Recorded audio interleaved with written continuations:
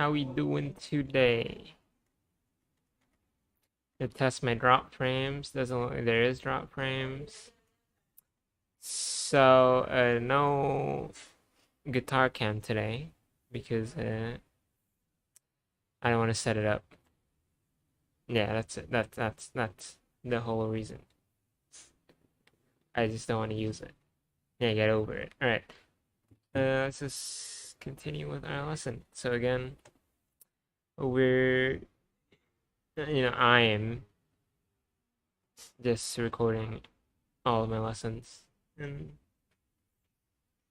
yeah, we'll see how it goes.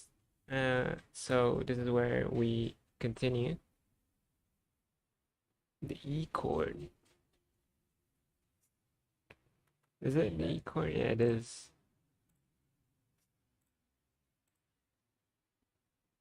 Yeah, okay. Capo minor chord strums.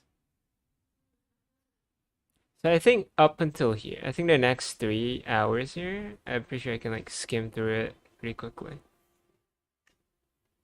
But yeah, all right, let's go. Let's see what's up first. Hey, how you doing? Justin here. Welcome to lesson 2 of my beginner guitar course. I hope you've had a lot of fun this week. Most likely your fingers are a little bit sore. That's really normal. Don't be afraid of it. It's just part of the journey. You have to deal with really sore fingertips for the first 3, 4, 5 weeks. That's kind of an average amount of how much it really hurts. And then it still hurts a little bit, but it starts to get a little bit better. I'm learning to play guitar left-handed at the same time as I'm doing these lessons for you, and I can still feel it in my right hand fingertips from pressing on the strings. It is just something that you have to kind of go through. It's a rite of passage, if you like, as part of your journey. So really, don't worry about it too much. I'm trying to give you as many tips as we go along about how to alleviate it and to, breaking up your practice and not pressing too hard when you don't need to, that kind of stuff. That'll make a big difference, but don't feel like you're alone if your fingers are getting real sore. The other thing that I want you to know that's really important is that it's okay not to be okay. It's only the beginning of your journey. Probably right now you feel a little bit frustrated that the chords seem really difficult, your fingers are really sore, you can't really get into the rhythm, maybe you had to go at the song and you're not feeling super successful about that, but that's okay. You have to be forgiving of yourself in these early stages because it is a difficult thing. Okay, you just have to kind of keep your head down and go, it's okay that this isn't great. I've only been going a little while, and you just have to keep practicing. That's the key thing. The most important thing to remember as a beginner is that it's not going to sound perfect right away, and that it's okay if the chords are not sounding all of that great, or the strumming feels really difficult and you can't play for that, for 10 minutes of your song practice without your fingers hurting so much that you have to stop. That's okay. Right? You want to be noticing progress. You want things to be feeling slightly easier and slightly less painful, but don't expect it to be everything to be perfect within a week because it's not going to happen. Okay? So don't worry about that. There's a whole lot of stuff that we're going to learn today. We're going to start off by checking out an E chord. And once we've learned our A, D, and E chords, the repertoire that you've got to choose from is huge. There's loads of songs that just use those 3 chords. So that's a pretty cool thing. Of course, I'm going to give you suggested songs to do, but there's a lot more that you can explore on your own as well. We're going to be taking a little bit more detailed look at the way we put our fingers down and the thumb placement on the back of the neck. We're going to talk a little bit more about how to tap your foot. I know it seems a silly thing, but it is actually, there is a way to do it that works better than others. We're going to talk a little bit about strumming mechanics as well, the way that you move your arm to make that feel really good. We're going to learn a really cool riff, which is going to be the Peter Gum theme. Hopefully you're kind of familiar with that. Some of you might know it as the Blues Brothers theme as well, because it's essentially the same stuff. And then we're going to be checking out a whole bunch of new songs to play. So let's get stuck in.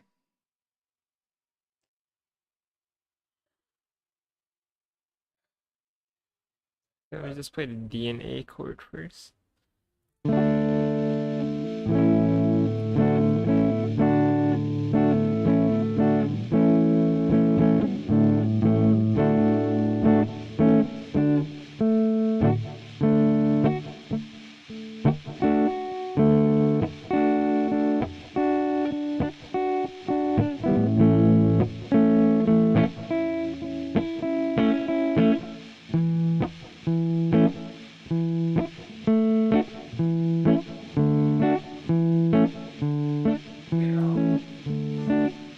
Maybe I should let go. go over. But yeah, I don't know. It's on the you know.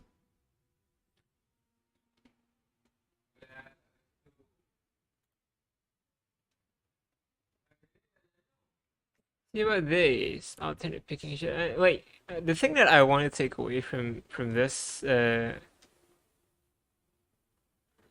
course, the beginner one, is to just, you know, get the practice routine, I think. I should like just skip straight to those points. Yeah, it's just good to know, right? Like if I miss anything. But like I don't know. I don't know, man. Let's fucking go then. Oh, let's just fucking go. How to play the E chord. Let's go. Hey, how you doing? Justin continuing the lesson on with a look at the E chord. Now, a lot of people find the E chord a little easier than A and D. And the reason I pop it into lesson 2 is because if you've done your homework and you've practiced your A and D and you've got those changes up, when we add in the E, it feels a little bit easier. And the repertoire choices that we've got with those 3 chords becomes huge all of a sudden. So it's a lot of fun. So this is what an E chord looks like. It's actually a pretty cool one because we don't have to worry about not strumming any strings. We're going to strum all 6 strings for this chord. Now, as usual, we're going to start with the first finger. First finger is going to go down right next to the fret in the first fret on the 3rd string. So 1, 2, 3 in the first fret. Then we're going to put second finger down right up next to the fret again, but not right on it for reasons you're going to see in a second, but a tiny little bit back, and that's the 2nd fret of the 5th string, the 2nd thicker string. And then 3rd finger is going to go down right next to the fret there on the 4th string. So the 2nd and 3rd fingers are in the same fret. That's why I said to you, if you put your 2nd finger down there right next to the fret, you're trying to get that 3rd finger in, it's going to be pretty difficult. So 2nd finger will sit a little bit back from the fret. 3rd finger will be right next to the fret. So 1st and 3rd fingers right next to the fret. 2nd finger will go just a little bit further back. Now the key thing here, again, when you're learning your new chords, is the strum, pick out, strum. So we start off by giving it a strum. Then we pick out the notes one at a time. And then we strum it again. Now, when I was learning this stuff, I found it really difficult to use a pick for picking the notes out one at a time, so don't be upset if you're going to use your thumb. Just go through and pick out the notes like that. That's totally cool as well. Like I said, you do the best you can here. You try and push yourself a little bit, that's okay, but don't feel upset if you find using the pick really difficult, because I certainly did when I was learning this stuff. Now, a couple of things about the hand position and the things we want to be aware of. Now, I've got the thumb there hooking over the top, and that's kind of a normal thing for me when I play naturally these days after having played for 30 years. At this point, you want to be keeping the thumb around the back of the neck, and that's really important. The reason is that we want to build up this muscle here between the first finger and the thumb for when we play these things called bar chords, when we're going to play like whole shapes, we've got to press all the strings down at once. So we really want to get that muscle nice and strong. So it's much better in the early stages to be playing with the thumb around the back of the neck. Now, exactly where it goes will depend on your anatomy, because everyone's got a different shaped thumb and it sits in a different place. So it should generally be speaking behind the fingers in the top half of the neck of the guitar, okay, roughly. It's not exact, so because like I said, everyone's slightly different. For some people the thumb kind of points a little bit more toward the headstock. For some people it points a little bit toward your face. Other people it's straight up. You got to find the place where it feels comfortable for you, where you feel like you can get good pressure on the fingers. Okay, so don't be stressed about like, where's my thumb going? It's going to be different for everyone. Just don't worry about it, okay? So it's a really important little part of the piece of the puzzle that you need to figure out kind of on your own, really.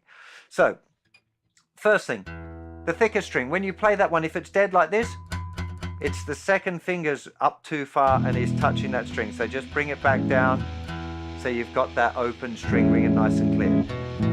When we're testing the fifth string, if that one's feeling a bit dead, it's probably you're not pressing hard enough, because there's not much else that can go too wrong with that one. If you're really far back, you'll probably get this sort of sound. So you want to bring it up as far forward as you can, and then just don't press too hard, okay? Yeah, maybe just keep around. So when you're practicing your chord now, for your chord practice, you're going to strum. the notes out one at a time and strum again.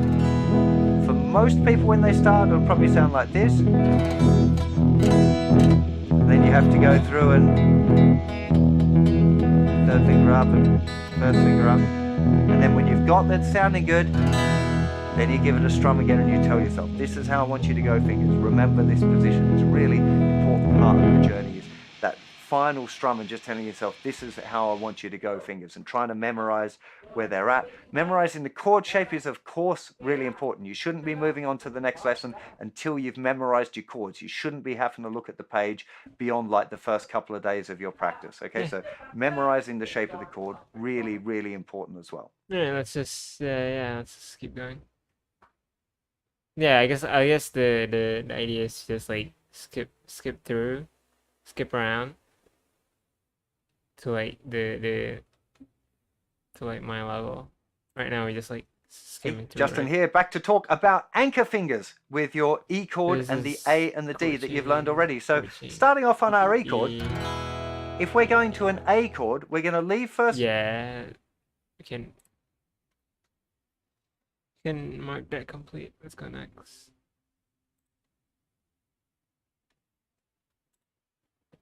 Hey, how you doing? Justin back with you. Today we're going to talk about how to tap your foot.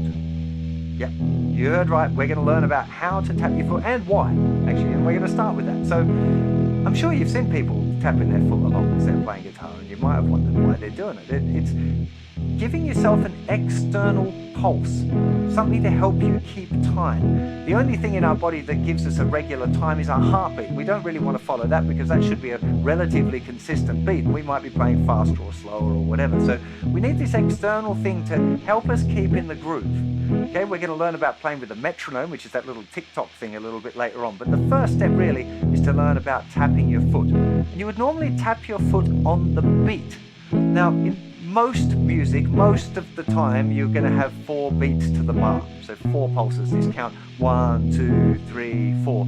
And you would normally tap your beat just on the 1, 2, 3, and the 4. Not the rhythm of the song. If the rhythm's going ding, ding, ding, ding, ding, ding, ding, whatever, you would still just be keeping your foot playing on the 1, 2, 3, and the 4. So what I want you to do this week is start to get in the habit of tapping your foot along to the music whenever it's on.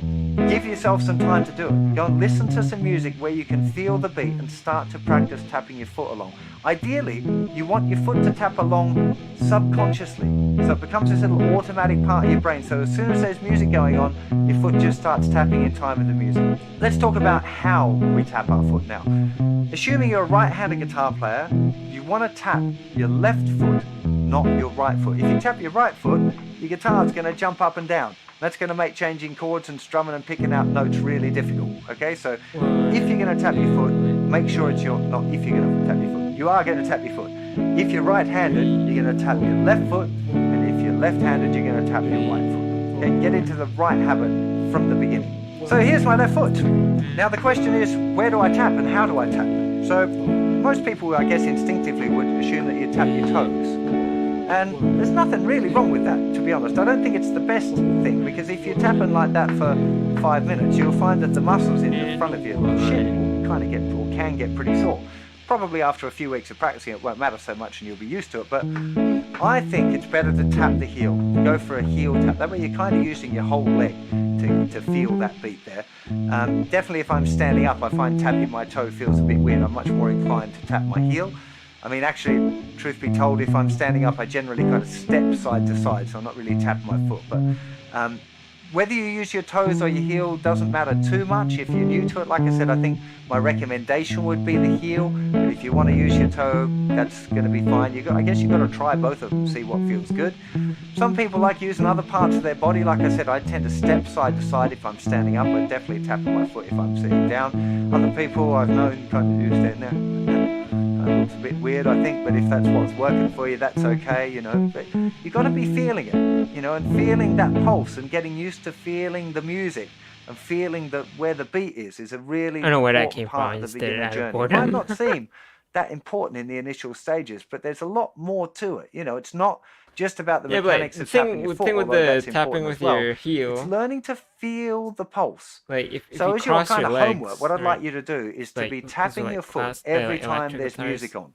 Except when you're in the car, because that can It'll get move a kind of lot more. dangerous, right? So It'll move maybe your not in right the leg car, as but well, everywhere right? else where So there's like, yeah, music on, there's that. just try and tap your foot along. Try and But yeah, listen like, to it, feel where the beat is, and then start tapping your where foot. is that? Okay, either your toes or your heels. If you're out in public and you maybe One. feel a bit conscious, self-conscious doing that, then maybe tap your toes inside your shoe.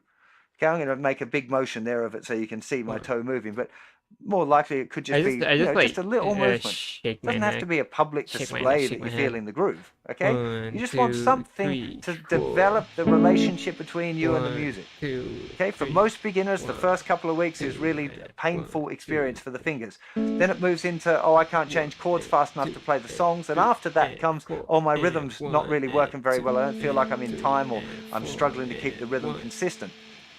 Developing the skill of tapping your foot and learning to communicate with the music some way physically will really help. And the best way to do it is just all the time try and connect with music when there's music on. Okay, really, it might seem a little bit far-fetched, but it'll make a much more difference than you probably realize that it will. 1, 2, and 1, 2, 3. I kept fucking out the chord.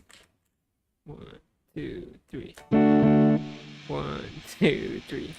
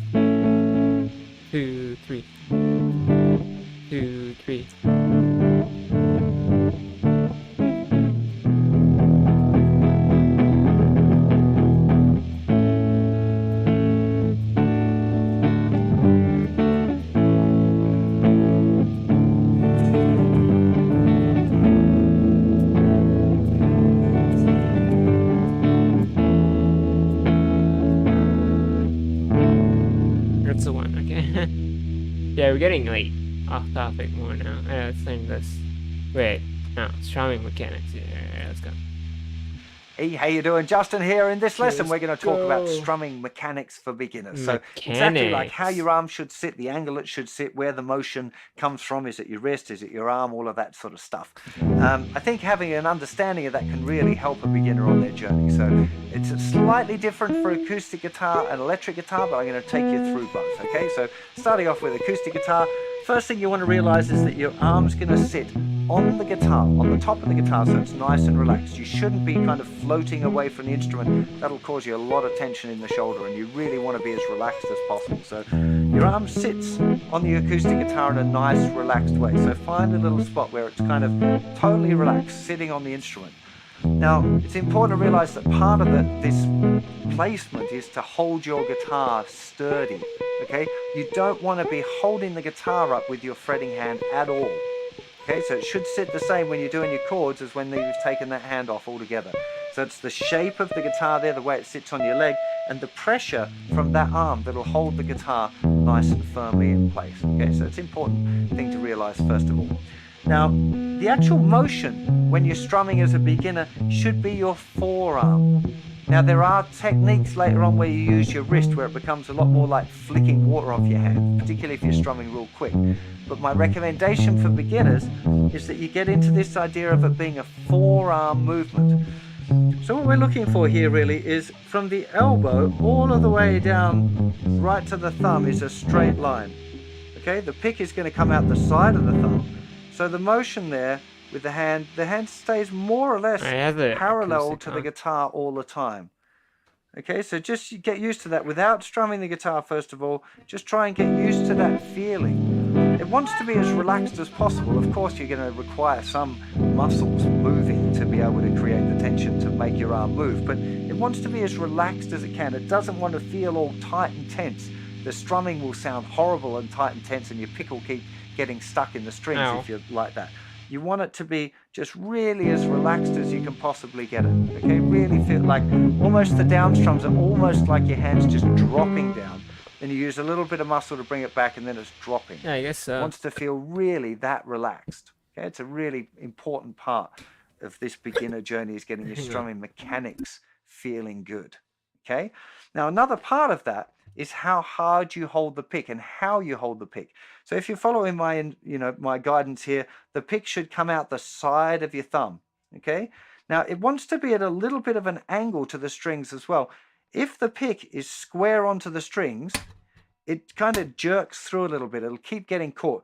The worst is if it's angled like this and then you go for a down strum, it's just going to pull into the strings. Okay, so it wants to be kind of parallel first of all, and then slightly pointing down, slightly away from you. I think that's going to be a really important little movement. Just that little bit, just often just bending the knuckle of your thumb just a little bit can make a huge difference.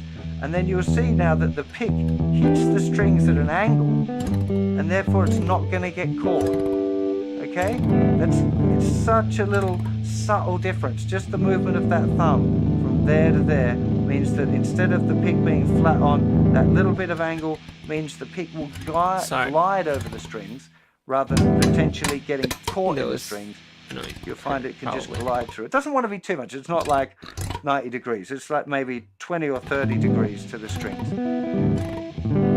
Now once you've got that, a really good exercise to do, just a little bit on your own. It's not like you have to practice it every day, but just making the motion down and up over the strings like that, making sure that it's not coming from your wrist. There's not too much twisty stuff going on here.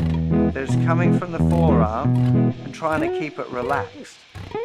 Now what you're going to find is if you hold the pick too tight, it gets all jerky again. So you want the pick to be so loose, like unbelievably loose. Especially for beginners, they worry about dropping the pick all the time. That's dead normal, and you probably will drop it sometimes. That's okay. But you want to feel the pick as loosely in your fingers as you can. It's one of the reasons why I suggest for beginners that you start with a very, very thin pick, the thinnest you can find. Because if you hold your pick too tight, it's going to get jammed and caught in the strings and always feel really jerky. A real thin pick is much more forgiving and won't do that. Long term, you want to hold the pick lightly so that I can use a thicker pick and it still glides over just as well. Okay, just so you're understanding the reasoning here. So really early stages, use as thin a pick as you can for strumming because it's forgiving. And as you get a bit better, you want to use a thicker and thicker pick so that you can control the volume and you control how you play much better with a thick pick.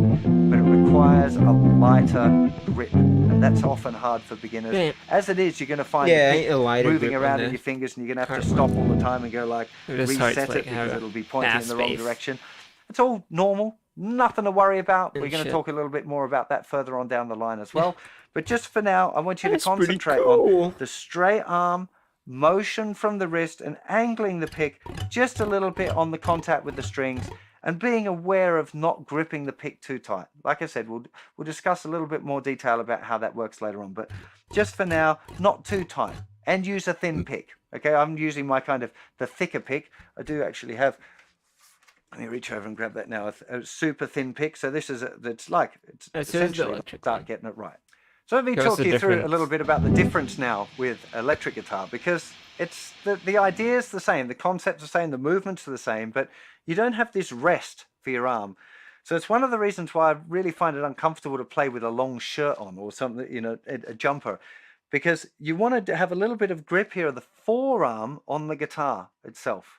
Okay, so your arm sits on here and it kind of moves on the guitar. Oh shit. Okay, that's why you often get a little bit of wear on like relic guitars or old vintage guitars. You get a lot of wear on this part of the guitar neck because your arm kind of sits on it, and it's the grippiness of the skin kind of holds it in place, because you still want the shoulder to be nice and relaxed. You don't want to be doing like this, strumming like this away from the instrument with nothing, with your elbow floating free, because it'll get really painful. You'll get far too much tension in your shoulder, probably end up really badly injuring yourself. So it just sits loosely on the guitar like this. So there's a little bit of grip, and then it's exactly the same motion. So it's still parallel to the strings. You're still thinking about that slight angle there with the pick. Too big or too long. Okay, that's it. All of those things are the same. But with still him, thinking look, nice and relaxed all the time. He gets it perfectly. You just you can see that the motion, instead of it being like sitting on it, is just like sitting on the top like we get for an acoustic guitar. It's just sitting on there. There's a touch more tension. I can just, because I'm trying to be really aware of it, there's a little bit more tension there in my shoulder, holding my arm in place, but not much. It's just not quite as relaxed as on an acoustic guitar. But definitely that's part of the reason. You should try. Just try putting a jumper on and see how your hand's unable to kind of sit in the right place. I have seen guys that kind of rest their forearm a little bit more on there, so it does feel a little bit more rested. That doesn't really work for me. We are all different, and that's kind of an important thing to realize as well, is that every one of us has a slightly different anatomy and a slightly different comfort, different levels of flexibility and all that sort of stuff, and that does all play together. It might not seem like a really big deal, and it's not, but there are subtle things that you might find easier one way than somebody else, and that's okay. Music is an art form. We're all individuals. It's all expression and all of that sort of stuff. And so I try and give you what I think is the best general guidance for most of the people most of the time. But everyone's going to be slightly different. You might find that sitting up on the acoustic guitar is a bit too difficult, or you might have a real small body acoustic guitar, in which case it doesn't work. You end up with, you're strumming right up the neck too far if your guitar body is too small. You might find that you're quite little if you're a young learner. Your arm's little enough that you can rest on the acoustic guitar, on an electric guitar. Or if you've got a bigger body electric guitar like a 335, you can probably rest it on the top. So there are loads of different variables on here. Part of it is I want you to explore it on your own, and if you're aware of the idea of this forearm movement for the strumming and the angle of the pick and the parallel with the guitar, those mechanics, you should be able to adapt the correct mechanics to whatever your situation is.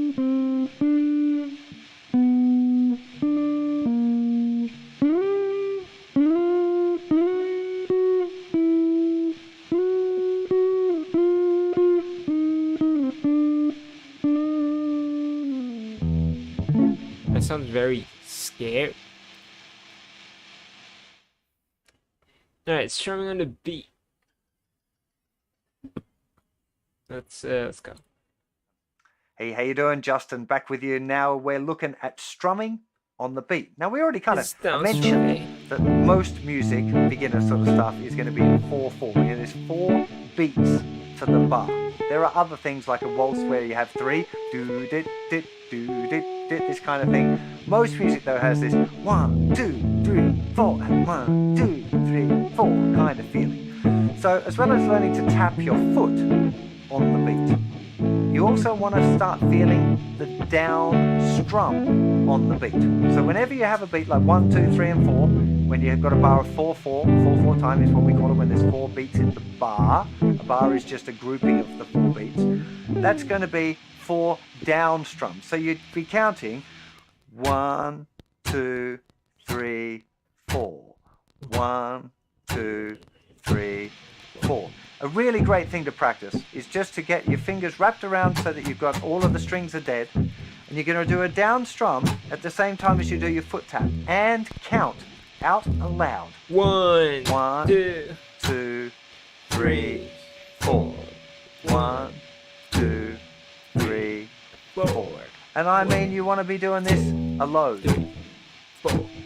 1 2 3 4. I'm bobbing my head as well. You don't have to be doing the head bob. I find I naturally do that, but 1 2 3 4. Just thinking this, counting to 4, 1 2 3 and 4, doing the down strum and the foot tap. So the thing to realize when you're practicing this kind of exercise is that we're trying to develop an automatic system in our mind, kind of like some people call it muscle memory, but I think it's much more of a brain thing than a muscle thing. But you're trying to train an automatic response so that you're feeling this down beat with your foot, the down strum with your hand. The down beat we call the numbers, by the way, 1 2 3 or 4 we would often refer to as the down beat.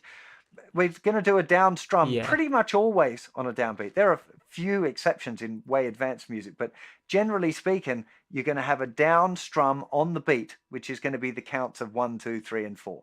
So just practicing going like 1, 2, 3, 4. Just doing it like that and counting along. It's good to get used to the count. 1, 2, 3, 4. 1, 2, 3, 4. Eventually, you want to be able to not have to think about it too much, and that your foot and your hand are going to synchronize together without worrying about it. You shouldn't even have to think about it. That down strum with your hand and your foot are going to be happening at the same time.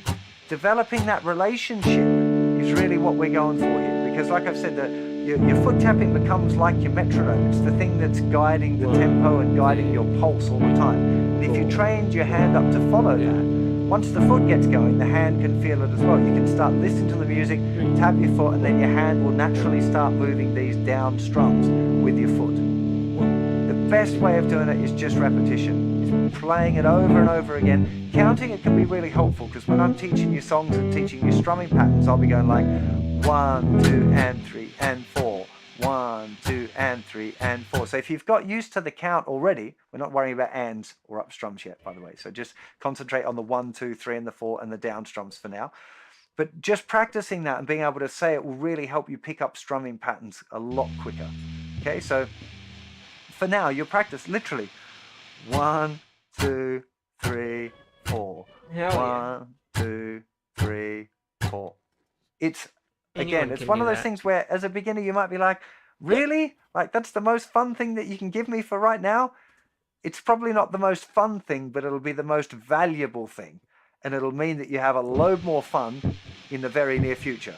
So those kind of exercises, they're not that much fun, but we're only talking about doing like a minute or a couple of minutes on this kind of exercise. There's not a huge chunk of time. And the value that you get from doing those exercises will mean that you have a lot more fun when you're playing songs, which is kind of what it's all about, right? You're going to find times where the song is going a little bit too fast to strum on every beat, where you're going like 1, 2, 3, 4, 1, 2, 3, 4. And you're like, well, this all feels a little bit too frantic for a particular song. So you can either, your choices are strumming just on beat 1 each time. So going 1, 2, 3, 4. 1, 2, 3, 4, or 1, 2, 3, 4, 1, 2, 3, 4. So just strumming on beat 1 by itself, like 1 strum per bar, would always be on beat 1. You could do 2 strums per bar, where you would nearly always strum on beat 1 and 3. So 1, 2, 3, 4, 1, 2, 3, 4. Okay, I'd normally call that 2 strums per bar. Now, you'll probably notice, or you might not notice, that my hand is moving 4 anyway. So even if I'm strumming once per bar, I'm still going 1, 2, 3, 4. 1, 2, 3, 4. Again, if you're a real beginner, you might find that a bit of a push. I struggle to do that still. When I'm learning left-handed, if I flip the guitar over and I try and just strum on 1, I find it difficult to keep the hand moving. It's getting better, okay, but it's difficult. You'll probably find it difficult too. But again, I want to give you the things that you want to be working toward now, so you know if you start doing it, like, oh yeah, this is a good thing, I'm going to keep doing it. You know what it is that you're aspiring to, but don't be beating yourself up if you find that really difficult right now. It's your second lesson. You're going to find that kind of thing difficult. Well, like, nearly everyone will find that difficult. Probably a few freaks out there that are going to figure it out and go, like, yeah, I can do that. Great if that's you. But most people are going to find that pretty hard. But just be aware of it. So just thinking about your strumming. So 1, 2, 3, 4, and tapping your foot if you can. 2, 3, and then thinking 1, 2, 3, 4. 1, 2, 3, 4, and then moving on to 1, 2, 3, 4. Just strumming on the beat each time. 1, 2, 3, 4. Getting used to the count as well. You'll find that really helpful. 1, 2, 3, 4. 1, 2, 3, 4. We're going to make it a little bit more fancy in the future. So the more practice that you've done on that, the easier it's going to be.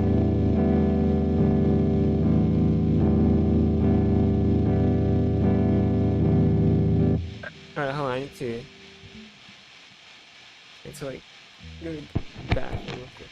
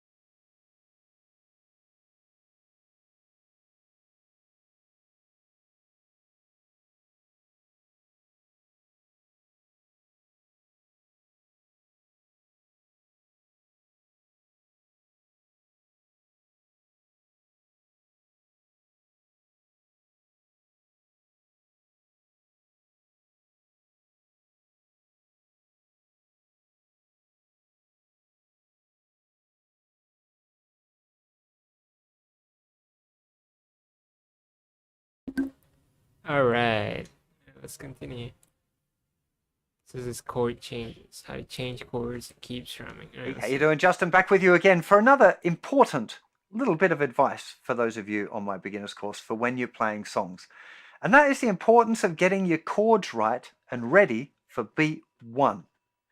So if you're playing a song, no matter how fast it is, you want to try to get your strum right on beat 1. Okay, sometimes it's not going to be possible. If you're really struggling, you're trying to get to the chord as fast as you can, but you just can't do it. But what you want to do as a general rule is start changing your chords with enough time that you can get the chord ready for the next strum on beat 1.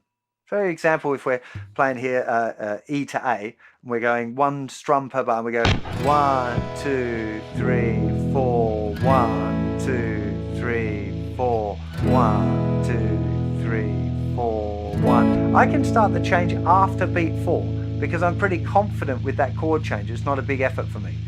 But I know when I'm playing lefty and I'm struggling with it, I'd probably have to start changing chords around beat 3. So going 1, 2, 3, 4, 1, 2, 3, 4, 1, 2, 3, 4, 1, 2. And that's okay.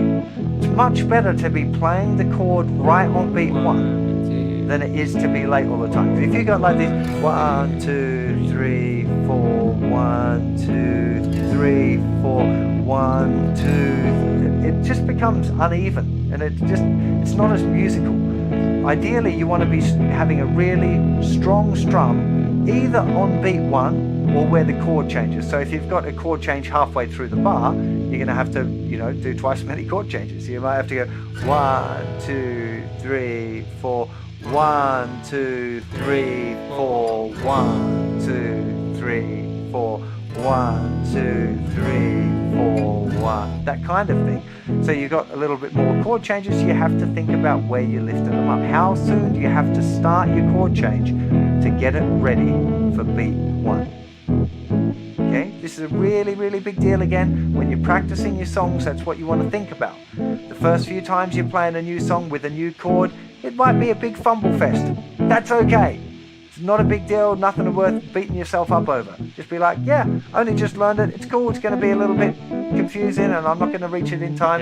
But as the week goes on and you're getting better and better, you want to start thinking about trying to get the chord shape ready for the start of the next bar so that you can deliver your strum on beat 1 confidently. It really will make it sound a lot more musical. It'll make your playing along feel better. When you're playing, you'll feel the beat better. You should be trying to tap your foot along, especially if you're using my beginner song course. You want to be using the app there, put the song on. When the count gives you 1, 2, 3, you're already preparing the beat by tapping your foot, moving your hand, maybe bobbing your head, getting into it. So you're feeling that beat. 3, 4, and 1, 2, 3, 4, 1, 2, 3, change 1. You might find it helpful. Some people find it helpful to deliberately try and change on beat 4. So they think like 1, 2, 3, change. 1, 2, 3, change. 1, 2, 3, change. 1, 2, 3, change. So actually kind of thinking of your count like that. Okay, that can be really helpful as well. Do whatever it takes to get your chord sounding sweet on beat 1. Yeah, makes sense. Alright, let's go. Peter Gunn riff. Hey, how you doing? Justin here. Today we're going to check out the Peter Gunn theme. It's a really awesome beginner riff. It's kind of like a finger exercise at the same time and a picking exercise, and it's a cool riff. Some of you might know it as the Blues Brothers theme song as well. Very, very popular little ditty, this one, and it's loads of stuff good to learn in it. So let me play it for you first of all. It looks like this.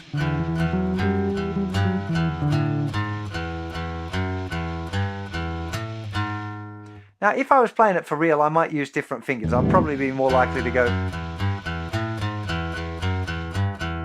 and just use fingers 1, 2, and 3 because they're a lot stronger. But as a beginner, we haven't got into using our little finger yet, so I want you to have a go at using the fingers 1 per fret. So first finger's going to play all the notes in the 2nd fret, second finger's going to play all the notes in the 3rd fret, third finger's going to play all the notes in the 4th fret, and the little finger's going to play all the notes in the 5th fret. Okay? Now the pattern is going to be open, open, 2, open, 3, open, 5th fret, 4th fret. Okay, I was talking fret numbers there. Open, open, 2, open, 3, open, 5, 4. Okay, that's the whole riff. When you first start playing it ain't going to sound like that. It'll be more do.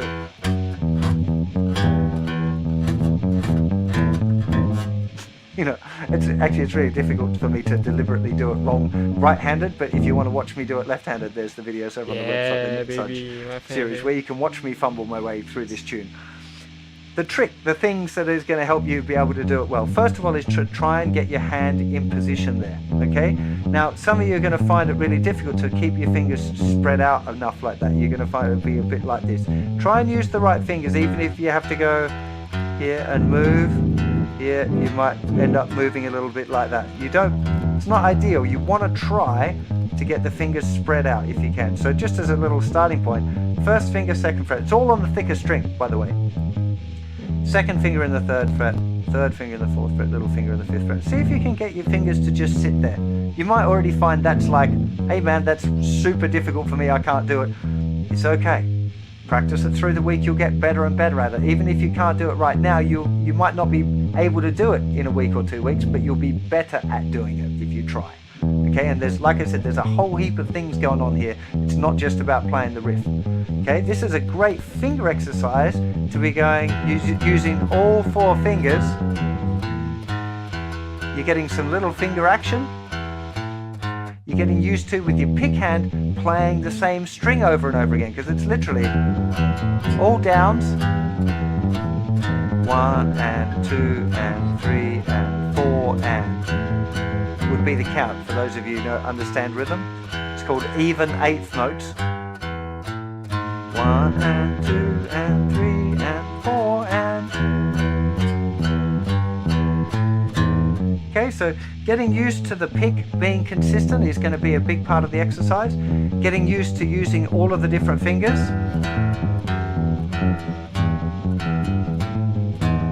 Now, some common other mistakes that you're going to find, it's going to be difficult to hit just the one string. You'll probably find you go like,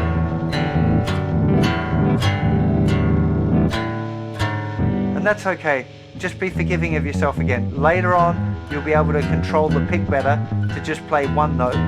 One thing you might find is if you let your first finger kind of rest on the strings a little bit.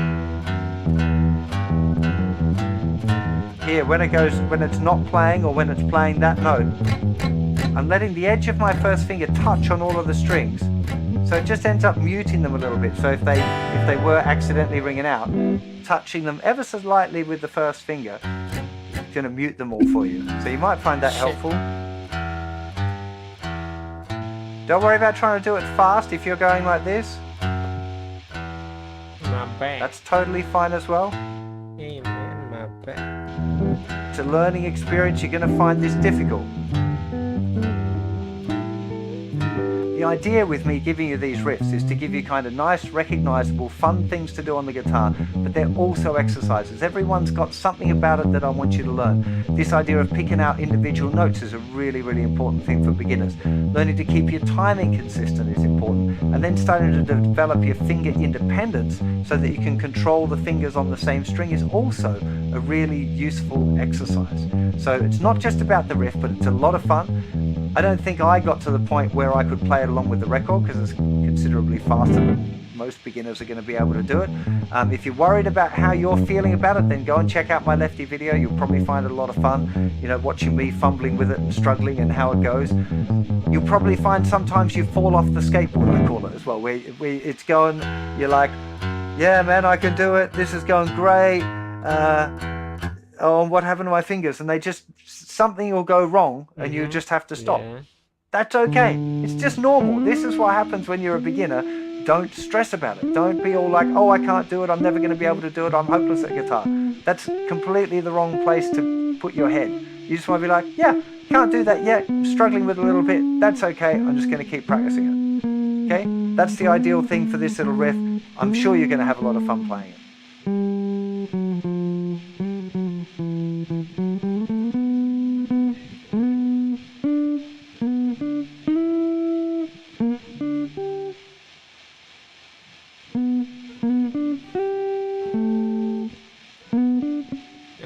That sounds so familiar.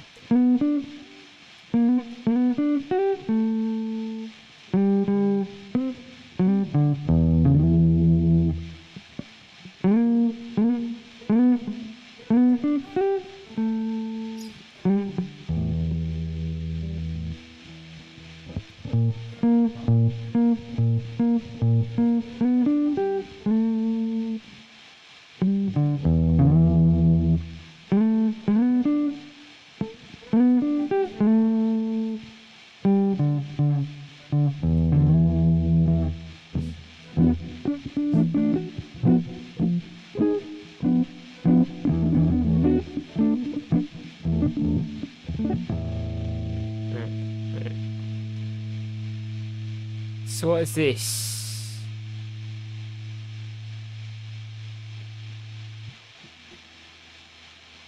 So yeah, this is using the app.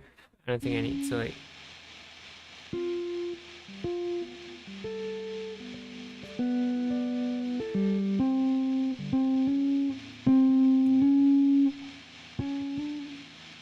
I guess we can take Hey, how you doing? Justin back with you now. We're going to talk about songs. And there are loads of songs that you can play with just AD&E. Like loads and loads of fun songs. If you're going to play along with the original recording, sometimes you might need to use a capo. And we've not really got into doing that yet. That's going to be something we discuss in the next lesson. So for now, you will probably want to try and find some songs that don't use a capo, or you want to be using my beginner song course app and the play-alongs from that. But just to give you an idea of some of the songs that you might want to check out if you're playing this, you could have just with AD&E. You've got all of the ones that just had A and D in them, like Born in the USA and Dance the Night Away and Feeling All Right and all of that sort of stuff. But you've got things like Three Little Birds. That's usually my recommended 3-chord song because it's just such a great tune. I Walk the Line, The Gambler, Love Me Do by the Beatles. That's a little bit of a harder one. For What It's Worth by Buffalo Springfield. That's a really nice one. Common People by Pulp. 5 Years Time by Noah and the Whale. Leaving on a Jet Plane, John Denver. Wild Thing. Love Comes to Town. It's just such a great song for beginners. That's relatively simple. There's not too many chord changes in it, but enough to kind of keep you on. We good. Alright. Next thing. Let's go. Let's go. I recommend committing 4 sessions. Don't over practice. Light touch. Practice system. 20-minute practice breakdown.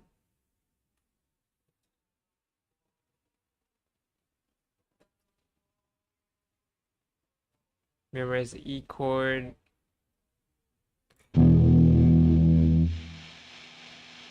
Memorize the E chord, the A chord, and the B.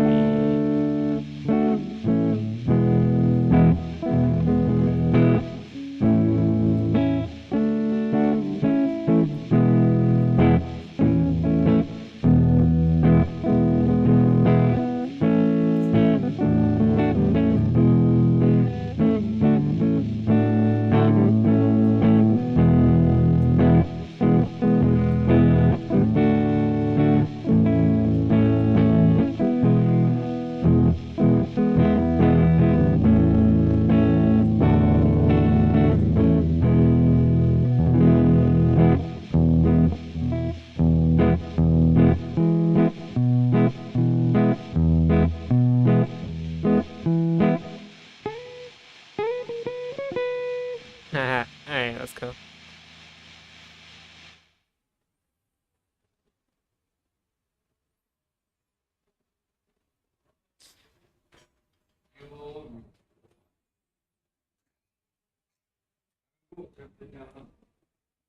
Here's some of the Peer Gun theme.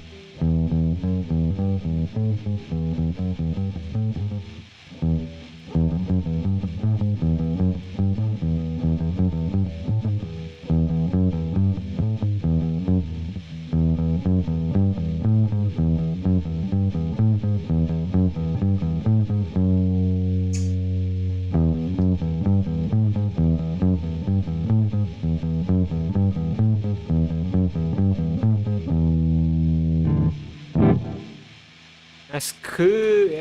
That's cool. That's good. That's good. Oh yeah. So that's all there is. Let's just practice. Go to next module. Module 2 is done. Module 3. Cyber Nation Army. See if I can play it.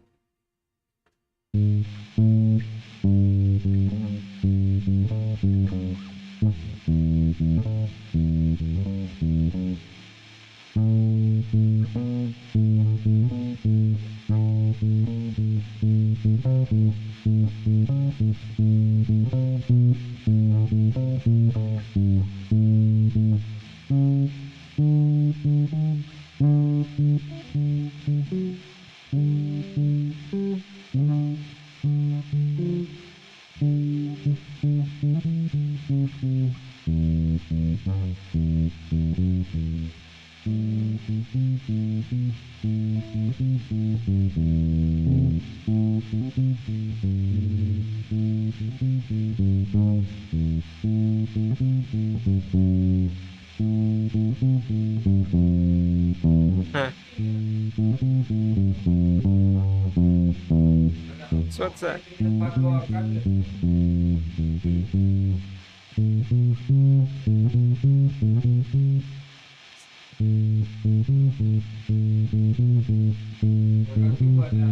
There is minor.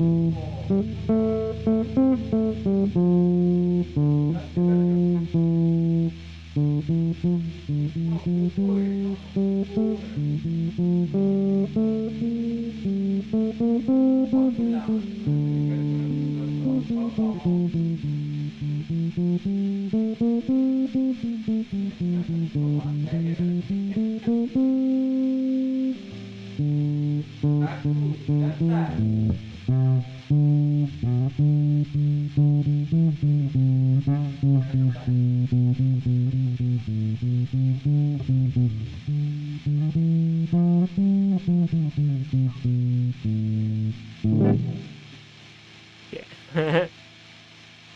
It's like went off rail there.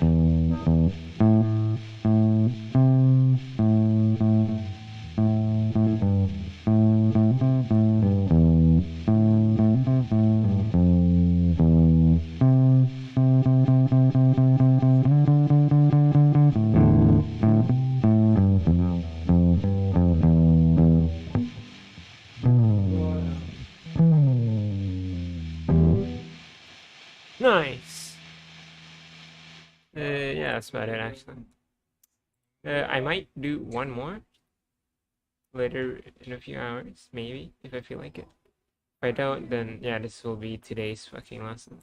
So we're gonna continue up module 3. And continue up to module 4. Actually, maybe, yeah, module 4. This is where I'll start, like, yeah, I think this is where I start taking a little bit more attention, because it's like basic theory. This is to like, oh fuck, this is to like see my foundation, how much of foundation I have. That's about it. We'll continue more later. Thanks so much for watching.